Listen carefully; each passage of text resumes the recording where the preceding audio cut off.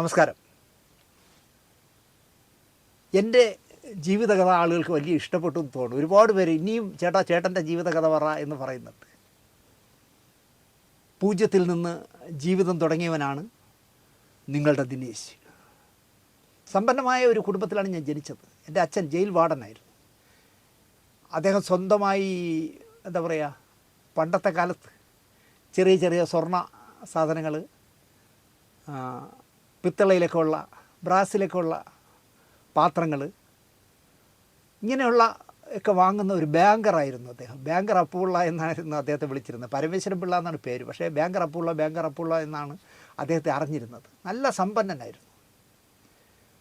അദ്ദേഹത്തിൻ്റെ ഒരു flash back ആണെങ്കിൽ പറയാനുണ്ട്, പക്ഷേ ഞാൻ പറയുന്നില്ല.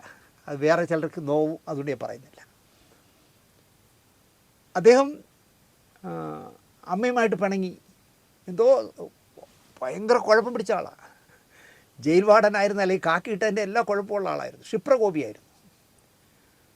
മന്നത്ത് പത്മനാഭന് NSS രൂപീകരിക്കാനോ എന്തോ വലിയ തുക തിരുവനന്തപുരത്ത് നിന്ന് കൊടുത്ത ചുരുക്കം പേരിൽ ഒരാൾ അദ്ദേഹമാണ്. എൻ്റെ അച്ഛനാണ്. ശബരിമലയിൽ പോയിട്ട് നല്ല വടിയും നല്ല തടിയും പൊക്കമുള്ള ആളാണ്. കൂട്ടുകാരോടൊപ്പം, ജയിലിലുള്ള കൂട്ടുകാരോടൊപ്പം ശബരിമല പോയിട്ട് കരിമലയോ അതുപോലെ ശരംകുത്തിയോ എവിടെ വരെ എത്തിയപ്പോൾ പിന്നെ ഒരടി അങ്ങോട്ടും മുമ്പോട്ട് നടക്കാൻ പറ്റുന്നില്ല. നമ്മൾ തലമുടിക്ക് തമിഴന്മാർ പറയുന്ന പേരിലൊരു തെറി വിളിച്ചിട്ട് അവൻ ഇനി എന്നെ കാണണമെങ്കിൽ വീട്ടിൽ വരട്ടെ എന്ന് പറഞ്ഞ് തിരിച്ചു പോകുന്ന ആളാണ് എൻ്റെ അച്ഛൻ. അമ്മ പറഞ്ഞ് ചിരിക്കുമായിരുന്നു. അയ്യപ്പസ്വാമിയെ വിളിച്ചതാണ് ചീത്ത. എന്നെ കാണണമെങ്കിൽ ഇനി വീട്ടിൽ വാ എന്ന് പറഞ്ഞിട്ട് തിരിച്ചു പോയി. അങ്ങനെ ഒരുപാട് കഥകളുണ്ട്. പക്ഷേ അച്ഛൻ്റെ മക്കളായി ഞങ്ങൾ രണ്ടുപേരും ജീവിച്ചില്ല എന്നുള്ളതാണ്. ഞാനും അതെ, എൻ്റെ അനിയനോ അങ്ങനെയൊന്നും ഞങ്ങൾ ജീവിച്ചില്ല. അച്ഛനമ്മയുമായിട്ട് എന്തോ ഒരു നിസ്സാര പ്രശ്നത്തിന് പിണങ്ങി അദ്ദേഹത്തിൻ്റെ കുടുംബ വീട്ടിലേക്ക് പോകുമ്പോൾ മക്ക എന്നാണ് ഞങ്ങൾ വിളിക്കുന്നത്. മക്കളെ എന്നല്ല, മക്ക വാ എന്ന് പറഞ്ഞ് വിളിക്കും. എനിക്ക് 3.5 അവൻ 2.5 വയസ്സേ ഉള്ളൂ. അമ്മ പറഞ്ഞ കഥയാണ് ഞാൻ പറയുന്നത്. രണ്ടുപേരും കൂട്ടി നിർത്തിയിട്ട് ഓരോ പൊതി 2 പേർക്കും തന്നിട്ട് പറഞ്ഞു, അമ്മയോട് പറഞ്ഞു, തങ്കം ഇതിലൊരു പൈസ നീ എടുക്കരുത്, എൻ്റെ 2 മക്കളുടെ പേരിൽ ബാങ്കിലിടണം എന്ന് പറഞ്ഞു. അങ്ങനെ അമ്മ കൊണ്ടൊന്ന് ബാങ്കിലിട്ടു. കാരണം പിന്നെ കൊണ്ടൊന്ന് പേപ്പറൊക്കെ കാണിക്കേണ്ടി വന്നു. പക്ഷേ മൈനറായ ഞങ്ങളുടെ പേരിലിട്ട പൈസ വരെ എൻ്റെ അപ്പൂപ്പൻ, പാവം തിരുവിതാംകൂർ പട്ടാളത്തിലുണ്ടായിരുന്ന ഒരു സാധു മനുഷ്യനാണ്. അല്പം പൊങ്ങച്ചും അഹങ്കാരവും ഒക്കെയുള്ള ടിപ്പിക്കൽ തിരുവിതാംകൂർ നായരായിരുന്നു എൻ്റെ അപ്പൂപ്പൻ. എല്ലാം വിറ്റ് തൊലച്ചാലും ആർഭാടത്തിനൊരു കുറവും പാടില്ല എന്ന് വിശ്വസിച്ചിരുന്ന ആളായിരുന്നു. അപ്പൂപ്പൻ എങ്ങനെയോ കളർ റെക്കോർഡൊക്കെ ഉണ്ടാക്കി ആ ഫിക്സഡ് ഇട്ട പൈസയൊക്കെ എടുത്ത് പൊട്ടടിച്ചു. ഞങ്ങൾ വളർന്ന് ആഹാരം കഴിക്കാവുന്ന പ്രായമെത്തി, സ്കൂളിലൊക്കെ പോകുന്ന പ്രായമായപ്പോഴേക്കും എല്ലാം തീർന്നു, തരിപ്പണമായി. എല്ലാവരും രക്ഷപ്പെട്ടു എന്നുള്ളതാണ്. അപ്പൂപ്പനടക്കം എല്ലാവരും മറ്റു മക്കളുടെ അടുത്തേക്ക് ചേക്കേറി. ഞാനും അനുജനും അമ്മയും, അമ്മയുടെ എല്ലാത്തിലും ഇളയ ഒരനുജനും, എൻ്റെ മാമൻ, അദ്ദേഹമാണ് സത്യത്തിൽ പട്ടിണി കിടന്ന് ചാകാതെ ഞങ്ങളെ രക്ഷിച്ചത്. ഞാൻ മുമ്പ് പറഞ്ഞിട്ടുണ്ടെന്നുണ്ട്, പണ്ട് റേഷൻ കട വഴി തുണികൾ വിൽക്കുമായിരുന്നു. 2.5 രൂപയാണ് 1 മീറ്റർ തുണിയുടെ വില. 1 മീറ്റർ എടുത്താൽ ഉടുപ്പ് വയ്ക്കാം. എനിക്ക് സ്കൂളിൽ പഠിക്കുകയല്ലേ. റേഷൻ തുണി എന്ന് തന്നെയായിരുന്നു അതിൻ്റെ പേര്. എനിക്കിപ്പോഴും നല്ല ഓർമ്മയുണ്ട്. ലൈറ്റ് ബ്ലൂ വന്നിട്ട് ഡാർക്ക് ബ്ലൂവിലൊരു കട്ട, ലൈറ്റ് ബ്ലൂ വന്നിട്ട് ഡാർക്ക് ബ്ലൂവിലൊരു കട്ട, അതുപോലെ പിങ്കിൽ ലൈറ്റ് പിങ്ക് വന്നിട്ട് ഡാർക്കിൽ പിങ്ക്, അങ്ങനെ 2 കളറിലായിരുന്നു ഷർട്ട് തുണി റേഷൻ കടയിൽ നിന്ന് കൊടുത്തിരുന്നത്. അമ്മ റേഷൻ കടയിൽ നിന്ന് ആ തുണി വാങ്ങി തച്ചിട്ട് തരുമായിരുന്നു. അതുപോലെ എൻ്റെ അമ്മയുടെ ജ്യേഷ്ഠത്തിയുടെ ഭർത്താവ് ട്രാൻസ്പോർട്ടിലായിരുന്നു. പട്ടാളത്തിൽ നിന്ന് പെൻഷനായി വന്നിട്ട് ട്രാൻസ്പോർട്ട് ജോലി കിട്ടി. അപ്പോൾ അദ്ദേഹത്തിന് വർഷം തോറും 2 നീല ടവലോ, നീല തോർത്ത് പോലുള്ള 2 2-4 യൂണിഫോമിനുള്ള ഷർട്ടും പാൻറ്റും കൊടുക്കും. അപ്പോൾ അദ്ദേഹത്തിന് ആൺമക്കളില്ല, 2 പെൺകുട്ടികളേ ഉള്ളൂ. അതുകൊണ്ടായിരിക്കണം വർഷം തോറും അദ്ദേഹം എനിക്കും എൻ്റെ അനുജനും നിക്കർ തയ്ക്കാനായിട്ട് കാക്കി യൂണിഫോം തരുമായിരുന്നു, കാക്കി തുണി തരുമായിരുന്നു. അതിൽ തയ്ച്ച നിക്കറും ഈ റേഷൻ കടയിൽ നിന്ന് വാങ്ങിച്ച ഒരു ഷർട്ടും ഇട്ടുകൊണ്ടാണ് ഓരോ ക്ലാസ്സിലും ഞാൻ സ്കൂളിൽ പഠിക്കാൻ പോയത്. നമ്മുടെ ദാസേട്ടൻ ഒരു വെള്ള ഉടുപ്പിട്ട് സ്വാതിരുന്നാൾ കോളേജിൽ പഠിച്ചിട്ടും ആരും അറിഞ്ഞതേയില്ല അദ്ദേഹത്തിന് ഒറ്റ ഉടുപ്പേ ഉള്ളൂ. കാരണം വെള്ള ആയതുകൊണ്ട് ആർക്കും അറിയാവില്ല ഇന്നലെ ഇട്ടതാണോ ഇന്നിട്ടിരിക്കുന്നത്. അതുകൊണ്ട് ദാസേട്ടനെ പിടിച്ചില്ല. പക്ഷേ എൻ്റെ റേഷൻ തുണിയിലെ ഉടുപ്പ് കളറായതിനാൽ കൂടെ പഠിച്ചിരുന്നവർക്കൊക്കെ അറിയാമായിരുന്നു യവന് ഒറ്റ ഉടുപ്പേ ഉള്ളൂ എന്ന്. എനിക്കതിൽ നാണക്കേടൊന്നും തോന്നിയിരുന്നില്ല.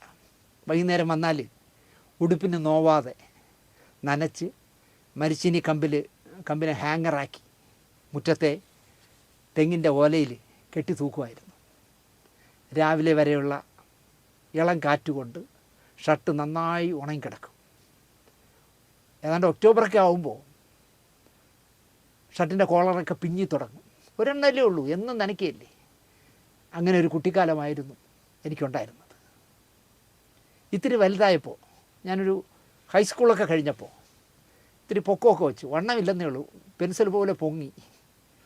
എൻ്റെ മാമന്, ഈ പറഞ്ഞ ഞങ്ങളുടെ കൂടെ താമസിച്ചിരുന്ന മാമന് MB തിയേറ്ററിൽ, ഇപ്പോഴത്തെ 24-ൻ്റെ തിരുവനന്തപുരം ബ്യൂറോ കിടക്കുന്ന MB തിയേറ്ററിൽ, അല്ലെങ്കിൽ നമ്മുടെ തിരക്കഥാകൃത്തായ ശങ്കർ രാമകൃഷ്ണൻ്റെ അമ്മയുടെ അച്ഛനാണ് നാരായണൻ നായർ, MB നാരായണൻ നായർ, NDPയുടെ MLA ഒക്കെ ആയിരുന്നു. അദ്ദേഹത്തിൻ്റെയാണ് MB തിയേറ്റർ. ആ തിയേറ്ററിലെ ടിക്കറ്റ് വാങ്ങുന്ന ജോലി കിട്ടി മാമന്. കാരണം ആ തിയേറ്റർ കെട്ടുമ്പോൾ മാമൻ ഫുൾ ടൈം വാനം വെട്ടുന്നത് മുതൽ ഉദ്ഘാടനം വരെയും കൂടെ നിന്നതുകൊണ്ട് MB നാരായണൻ നായർ മാമൻ അവിടെ ഒരു ജോലി കൊടുത്തു. അപ്പോൾ സെക്കൻഡ് ഷോ കഴിഞ്ഞ് മാമൻ ഈ നാരായണൻ നായരുടെ നിഴലാണെന്നുള്ള പറയും പോലെ, അല്ലെങ്കിൽ അങ്ങേരാണ് മാമൻ എന്നുള്ള രീതിയിലാണ് നടക്കുന്നത്. നമ്മൾ തിയേറ്റർ പൂട്ടർ വരെ മാമൻ നിൽക്കും മുതലാളിയെ പോലെ. അങ്ങേര് 8-9 മണിയാകുമ്പോൾ നാരായണൻ നായർ പോകുമല്ലോ. പക്ഷേ മാമൻ സ്വന്തം തിയേറ്റർ പോലെ നിന്ന് സെക്കൻഡ് ഷോ കഴിഞ്ഞ് തിയേറ്റർ പൂട്ടിയ ശേഷം സൈക്കിൾ ചവിട്ടി 8-9 കിലോമീറ്റർ സൈക്കിൾ ചവിട്ടി ശാന്തിവിളയിലെ വീടെത്തുമ്പോഴേക്കും വേർത്ത് കുളിച്ചിട്ടുണ്ടാവും മാമൻ. അപ്പോൾ ആ ഷർട്ടിൽ മുഴുവൻ വേർപ്പായിരിക്കും. ആ ഉടുപ്പ് ഉണങ്ങാനായിട്ട് വിരിച്ചിടും അവിടെ. എനിക്ക് പാകമല്ലാത്ത ആ ഷർട്ടിട്ടായി പിന്നെയുള്ള എൻ്റെ നടത്തം ഇത്തിരി വലുതായപ്പോൾ അതും പിന്നെ ശീലമായി. പാകമില്ലാത്ത ഉടുപ്പുകൾ ഇടുന്ന ഒരു ശീലക്കാരനായി.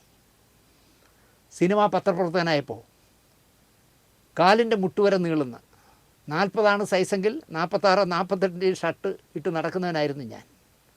അത് കണ്ടിട്ട് അന്നത്തെ കോസ്റ്റ്യൂമറായ ഇന്ദ്രൻസ് പല നിറത്തിലുള്ള അത്തരം ഷർട്ടുകൾ, കോട്ടണിലുള്ള അത്തരം ഷർട്ടുകൾ സമ്മാനം പോലെ കൊണ്ടുവന്ന് തരുമായിരുന്നു. വീട്ടിൽ കൊണ്ടുവന്ന് തരും. വേണ്ട എന്ന് പറഞ്ഞാൽ, ഇല്ല മുതലാളി, എനിക്ക് അവിടുന്ന് തുണി എടുക്കുമ്പോൾ കിട്ടുന്ന സമ്മാനമാണ്, ഇരിക്കട്ടെ എന്ന് പറഞ്ഞു. പല കളറിൽ ഞാനതിട്ടാണ് ഒരുപാട് കാലം നടന്നത്. ന്യൂഡൽഹിയുടെ സെറ്റിൽ മമ്മൂട്ടിയെ കാണാൻ പോയതും, വഴിയോര ഭൂമിയിലെ രാജകുമാരുടെ സെറ്റിൽ മോഹൻലാലിനെ കാണാൻ പോയതൊക്കെ ഇതുപോലുള്ള തടിയും ഉടുപ്പിട്ടിട്ടാണ്. കാറ്റടിക്കുമ്പോൾ കൂടുപോലെ ഇങ്ങനെ, ഞാൻ മെലിഞ്ഞ ആളല്ലേ. സഹസംവിധായകനും പിന്നെ സീരിയൽ സംവിധായകനും സിനിമാ സംവിധായകനും ഒക്കെ ആയതോടെ എൻ്റെ ജാതകം മാറി. ആവശ്യത്തിന് കാശായി, ജീവിത നിലവാരം മാറി. കുട്ടിക്കാലത്ത് ഇടാൻ കഴിയാത്ത ഷർട്ടുകൾ ഞാൻ വാങ്ങിക്കൂട്ടി. നമ്മുടെ ഈ പ്രോഗ്രാം കാണുന്ന പ്രേക്ഷകർ ശ്രദ്ധിക്കാറുണ്ടോ എന്നെനിക്കറിയില്ല. നമ്മുടെ പ്രോഗ്രാമിൽ ഒരു എപ്പിസോഡിലിടുന്ന ഷർട്ട് പിന്നെ ഞാൻ ഇടാറില്ല. ചിലപ്പോൾ ഓർക്കാതെ, ഇത് ഇട്ടതാണെന്ന് ഓർക്കാതെ ചിലതിൽ മാത്രം വന്നിരിക്കാം, ചിലപ്പോൾ റിപ്പീറ്റേഷൻ വന്നിരിക്കാം. നമ്മുടെ 700 എപ്പിസോഡാകാൻ പോകുന്നു. അപ്പോൾ എനിക്കിന്ന് എത്ര ഷർട്ടുകളുണ്ട് എന്ന് നിങ്ങൾക്ക് ഓർക്കാവുന്നതാണ്. ഇത് ഞാനൊരു പൊങ്ങച്ചം പറച്ചിലല്ല. ഒരു ഷർട്ടിട്ട് ഒരു മാസം സ്കൂളിൽ പോയ പോരാട്ടത്തിൻ്റെ കഥ പറഞ്ഞതാണ്. വാടക വീട്ടിലാണ് താമസമെങ്കിലും, ചിലപ്പോൾ 10 രൂപ കൈവശം ഇല്ലാത്തവനാണെങ്കിലും ഞാൻ ഇന്നും സമ്പന്നനാണ് എല്ലാ അർത്ഥത്തിലും. അങ്ങനെ വിശ്വസിക്കുന്ന ഒരാളാണ് ഞാൻ. അങ്ങനെ വിശ്വസിക്കാനാണ് എനിക്കിഷ്ടം. ഈ അടുത്ത സമയത്ത് എനിക്കിത്തിരി കാശിന് അത്യാവശ്യം വന്നു. ആരോട് ചോദിക്കുമെന്ന് ഞാൻ ഒരുപാട് ചിന്തിച്ചു. ഞാൻ ഈ കാശിൻ്റെ ഇത്തരം പ്രശ്നങ്ങളൊന്നും സിന്ധുവിനോട് ഡിസ്കസ് ചെയ്യേയില്ല. ഞാൻ മരത്തിൽ നിന്ന് കുലുക്കിക്കൊണ്ടിരുന്ന പോലെ എൻ്റെ ഇഷ്ടംപോലെ കാശുണ്ടെന്നതിനാണ് സിന്ധു വിശ്വസിക്കുന്നത്. അങ്ങനെ ഇരിക്കട്ടെ എന്ന് വിചാരിക്കുന്ന ആളാണ് ഞാൻ. ആരിന്ന് വാങ്ങാം എന്ന് ഞാൻ ആലോചിച്ചു. സ്വന്തം വീടും സ്റ്റുഡിയോ നടത്തിപ്പുമുള്ള കാലത്ത് എന്നെ വിശ്വാസമായിരുന്നു എല്ലാവർക്കും. ചോദിക്കുന്ന ലക്ഷങ്ങൾ സ്റ്റുഡിയോ കൊണ്ട് തരുമായിരുന്നു പലരും. ഒരു തെളിവുമില്ലാതെ, സ്റ്റാമ്പ് പേപ്പറോ അല്ലെങ്കിൽ ചെക്കോ ഒന്നും കൊടുക്കാതെ തന്നെ എനിക്ക് തരുമായിരുന്നു. പലിശയ്ക്കും പലിശ വാങ്ങാതെയും എനിക്ക് ലക്ഷങ്ങൾ തന്നവരുണ്ടായിരുന്നു. ഒരാളെയും ഞാൻ പറ്റിച്ചിട്ടില്ല. വീട് 1,18,00,000 രൂപയ്ക്ക് വിറ്റ് കടം തീർത്തവനാണ് ഞാൻ. അത് അഭിമാനത്തോടെയാണ് പറയുന്നത്. ഒരാളെയും പറ്റിച്ചിട്ടില്ല. എനിക്ക് അത്യാവശ്യമായി ഒരു 15,000 രൂപയെങ്കിലും വേണം. ആരോട് ചോദിക്കാൻ? മേൽവിലാസം ഇല്ലാത്തവനല്ലേ. ചോദിച്ചാൽ തന്നില്ലെങ്കിൽ എനിക്കൊരു കുഴപ്പമുണ്ട്. അവരുമായി മാനസികമായി ഞാൻ അകലും. ഞാൻ എന്തെങ്കിലും ഒരു കാര്യം പറഞ്ഞാൽ കേട്ടില്ലെങ്കിൽ എനിക്കെന്തോ അഭിനയിക്കാൻ അറിയാത്തതുകൊണ്ട് അവരുമായിട്ട് ഗ്രാജുവലായിട്ട് ഞാനങ്ങ് അകന്ന് കളയും. അതെനിക്ക് നന്നായിട്ട് അറിയാം, അതെൻ്റെ ഒരു കുഴപ്പമാണെന്ന്. ഞാൻ ചോദിച്ചാൽ തരണം. 2 കോടതികളിൽ പോകാനാണ്. ഒന്ന് നെടുമങ്ങാട് പോക്സോ കോടതിയിൽ ഇപ്പോൾ വാദം തുടങ്ങിയല്ലോ. അപ്പോൾ വാദം തുടങ്ങിയപ്പോൾ വക്കീലിന് വലിയ പ്രതിഫലം കൊടുക്കേണ്ടത്, പോക്സോ ആയതുകൊണ്ട് ഞാൻ ഒരു വലിയ പ്രതിഫലം കൊടുക്കണം, സുനിലും കൊടുക്കണം, സുനിൽ I2I സുനിലും കൊടുക്കണം. മറ്റൊന്ന് നമ്മുടെ മഹാനായ ബി ഉണ്ണികൃഷ്ണൻ സാർ ഒരു കേസ് എറണാകുളത്ത് കൊടുത്തല്ലോ. 2 കേസ് കൊടുത്തിട്ടുണ്ടെന്ന് ഞാൻ ഇപ്പോൾ ചെന്നപ്പോഴാണ് അറിഞ്ഞത്. ജാമ്യം എടുക്കാൻ ഒരു 7 തവണയായിട്ട് ഞാൻ പോകാതെ അത് വാറണ്ടാവുന്ന ഒരവസ്ഥയിലെത്തിയപ്പോൾ വക്കീൽ എന്നെ വിളിച്ച് പറഞ്ഞു പ്രശ്നമാവും, വന്നൊന്ന് ജാമ്യം എടുക്കണം. അപ്പോൾ 2 ജാമ്യക്കാർ വേണം, വലിയ പ്രശ്നമാണല്ലോ. ഞാൻ അതൊക്കെ റെഡിയാക്കി. കോടതി ചെന്നപ്പോഴാണ് വക്കീൽ പറയുന്നത് ഒരു സിവിൽ കേസ് കൂടി ഉണ്ണികൃഷ്ണൻ സാറ് കൊടുത്തിട്ടുണ്ട്, നമ്മുടെ ചാനൽ പൂട്ടണമെന്ന് പറഞ്ഞിട്ട്. ഞാൻ ചിരിക്കുകയല്ലാതെ എന്ത് ചെയ്യാനെന്നെ. അപ്പോൾ അങ്ങനെ 2 കേസ്. മഹേഷ് പഞ്ചുവും ആശാലതയും അഭിനയിച്ച എന്ന് നിൻ്റെ മൊയ്തീൻ എന്ന് പറഞ്ഞ സിനിമയിൽ നമുക്കറിയാവൂ. വർഷങ്ങൾക്ക് മുമ്പ് മൊയ്തു എന്ന പേരിൽ ഒരു ടെലി സിനിമ എടുത്തിട്ടുണ്ട്. മഹേഷ് പഞ്ചുവാണ് നായകനും മൊയ്തുവായിട്ട് അഭിനയിച്ചതും മഹേഷ് പഞ്ചു തന്നെയാണ് നിർമ്മാതാവും.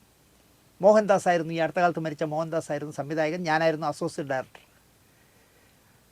ആ അസോസിയേറ്റ് ഡയറക്ടറായിട്ട് വർക്ക് ചെയ്യുന്ന സമയത്ത് നിർമ്മാതാവായ മഹേഷ് പഞ്ചുവിൻ്റെ കുറച്ച് എർത്തുകൾ സെറ്റിൽ എല്ലാ കാര്യങ്ങളും നോക്കാൻ വരുമായിരുന്നു. ഫുഡിൻ്റെ കാര്യമായാലും എല്ലാം. ഫുഡല്ലാതെ മെസ്സൊന്നും അല്ല, ഹോട്ടലിൽ നിന്ന് വാങ്ങുന്നതാണ്. അതൊക്കെ ചെയ്യുന്നത് ഒരു സംഘ സുഹൃത്തുക്കളായിരുന്നു.